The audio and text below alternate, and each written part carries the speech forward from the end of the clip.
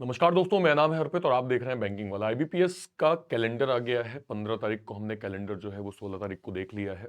उसके बाद अब बच्चों का लगातार सवाल है कि सर आईबीपीएस पीओ क्या उसका जो मेंस का रिजल्ट है क्या वो डिले होगा क्या इस बार प्रोसेस में कुछ डिले होने वाला है क्या।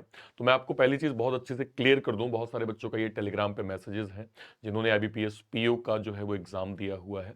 मैं आपको बता दूं, ट्रैक में बिल्कुल एकदम सही चल रहा है आईबीपीएस। आईबीपीएस की प्रोसेस को आप जरा एक बार समझिए, स्पेशली पीओ की। जनवरी में रिजल्ट आता है, फरवरी में आपका इंटरव्यू होता है, मार्च में इंटरव्यू कैंडिडेट्स का जो है वो स्कोर कार्ड हमें देखने को मिलता है और अप्रैल में हमें जो है वो फाइनल रिजल्ट जो है वो मिल जाता है। ये आईबीपीएस पीओ का बिल्कुल क्लियर फॉर्मेट है, ठीक है।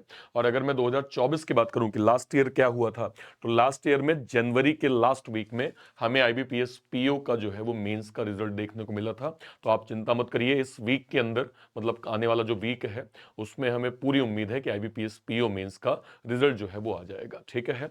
तो एकदम कोई इसमें कोई डाउट नहीं होना चाहिए कि कोई प्रोसेस कहीं से डिले हो रही है। एकदम तय समय के अनुसार जो है वो प्रोसेस हो रही है। अब इंपॉर्टेंट चीज आपको समझना पड़ेगा, आपके सामने आईबीपीएस का बड़ा नोटिफिकेशन है जिसमें PO clerk, RRB PO, RRB clerk और सामने एसबीआई पीओ, एसबीआई क्लर्क का भी एग्जाम जो है वो सामने लगा हुआ है। मैटर नहीं करता कि आपने आईबीपीएस पीओ मेंस दिया है कि नहीं दिया है। अगर अभी आप एक ऐसे रास्ते पे हैं जहां तैयारी कर रहे हैं, जहां मेंस तक जा रहे हैं, समझिए, आप इस चीज को समझिए।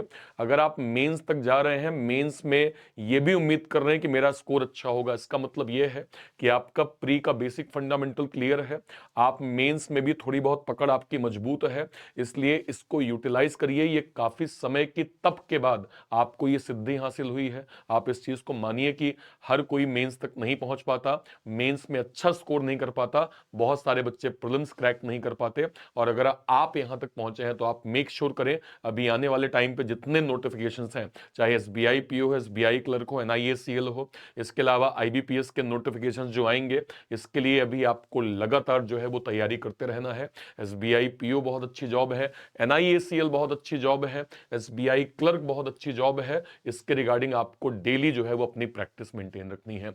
ये नियम मैंने आपको बताया है, मुझे उम्मीद है कि आप इस नियम को लगातार फॉलो कर रहे हैं। स्ट्रिक्ट टाइम टेबल आपका होना चाहिए। रीजनिंग के अंदर पजल इंपॉर्टेंट है। हम सभी जानते हैं कि पजल के लिए डेली दोपहर में 12 बजे हम लोग कंप्लीट पजल का सेशन करते हैं, जहां पे हम लोग लाइव सेशन करके 10 से 12 पजल की प्रैक्टिस जो है वो कर रहे होते हैं। 10 पजल अगर मैं आपको एक दिन में दे रहा हूं, यानी महीने में नियर अराउंड मिनिमम 300 पजल मिल रही है। 300 पजल आपकी प्रैक्टिस के लिए मोर देन सफिशिएंट है। अगर आपके upcoming SBI PO, SBI clerk का एग्जाम लगा हुआ है, अपार्ट फ्रॉम दिस आपको यहां पे स्पीड भी, जो कि हम लोग 12 बजे के सेशन को रैंक वाइज खेलते हैं, यानी अगर आप बिगिनर हैं तो आप कॉन्सेप्ट सीखिए, अगर आप मिडिल लेवल पे हैं तो आप स्पीड बनाइए, और अगर आपकी स्पीड थोड़ी बहुत आ गई है तो आप टॉप रैंक जो है वो बनाने की कोशिश करें। ये हम लोग 12 बजे कर रहे हैं। सेक्शनल टॉपिक मॉक अगर आप बिगिनर हैं आपको जरूर देना चाहिए। अगर आप रिवीजन फॉर्मेट में हैं तो आपको फिर डेली एक मॉक तो अवश्य देना है। चाहे अगर आप पीओ क्लर्क दोनों फॉर्म भरे हैं तो अल्टरनेट डेज में एक दिन आपका क्लरिकल जो है वो मॉक होना चाहिए, एक आपका पीओ का मॉक होना चाहिए, बट मेक श्योर करें कि आपको ये जरूर देना है। अपार्ट फ्रॉम दिस आपको एक्यूरेसी में ज्यादा फोकस करना है, स्पेशली पीओ लेवल एग्जाम में, क्योंकि पीओ लेवल एग्जाम में आप सारे क्वेश्चन जो है वो अटेम्प्ट नहीं कर सकते हैं, बट उतने जरूर अटेम्प्ट करिए जितने आपसे बन रहे हैं। क्लरिकल में तो बिल्कुल मैं कहूंगा पहले एक्यूरेसी मेंटेन करो, उसके बाद स्पीड पे आ जाओ, क्योंकि स्पीड को जितना बेटर वे में आप कर सकते हैं, क्योंकि एट द एंड प्रीलिम्स जो है वो स्पीड ओरिएंटेड होती है, स्पीड बहुत मैटर करेगा। इसलिए आपका सोल फोकस जो है वो प्रीलिम्स के रिगार्डिंग, स्पेशली क्लरिकल लेवल पे स्पीड तो होना ही चाहिए, ठीक है भाई। ये उन बच्चों के लिए जो रिपीटर है, इनने रिवाइज कर लिया है एक बार सिलेबस, डेली एक मॉक आप दीजिए। अबाउट टू एंड सिलेबस है, ऑल्टरनेट डेज में एक मॉक दीजिए। बिगनर है आप तो आपको क्या करना है, हफ्ते में 3 जो है वो मॉक आपके फुल लेंथ जरूर देने हैं, इसको ध्यान रखिएगा। Apart from this speed maths, जो कि मैथ्स क्या कहते हैं क्वांट की है, ये ना केवल प्री में आपके काम आती है बल्कि मेंस में भी ये कैलकुलेशन फॉर्मेट आपके बहुत काम आता है। तो स्पीड मैथ्स को भी आपको क्वांट के अंदर जो है वो प्रॉपर फोकस करना है, आपको काफी हेल्प करेगा। ठीक है, मुझे उम्मीद है ये रूटीन आप लोग फॉलो कर रहे होंगे। अब बहुत सारे बच्चे जो एसबीआई क्लर्क, एसबीआई पीओ की तैयारी कर रहे हैं अभी हालिया में, या जो आईबीपीएस की तैयारी कर रहे हैं, आईबीपीएस के क्या कहते हैं जो नोटिफिकेशन है, क्या कहते हैं कैलेंडर का, वो देखने के बाद एसबीआई क्लर्क का हमने स्पेशल क्रैश कोर्स यानी डेडिकेटेड टारगेटेड बैच लॉन्च किया है।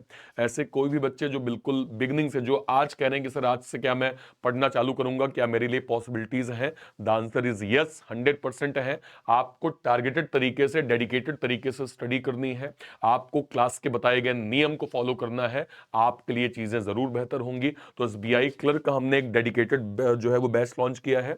अपार्ट फ्रॉम दिस हमने एसबीआई पीओ का भी एक टारगेटेड बैच लॉन्च किया है, जहां पे हम लोग कंप्लीट एक टारगेटेड फॉर्मेट में स्टडी कर रहे हैं। इस बार आपको पता है एसबीआई पीओ के अंदर काफी बदलाव हुए हैं, पैटर्न चेंज है, वैकेंसी कम है, सैलरी के नंबर्स काफी अच्छे हैं, है ना। तो उसको ध्यान में रखते हुए हमने most important, most alignment content आपको देने की कोशिश की है, जो एग्जाम में आने की पूरी पूरी संभावना है। तो आप इस बैच के माध्यम से अपनी एसबीआई पीओ की तैयारी प्रॉपर कर सकते हैं। ये दोनों बैचेस आपको मिल जाएंगे बैंक महापैक के अंदर।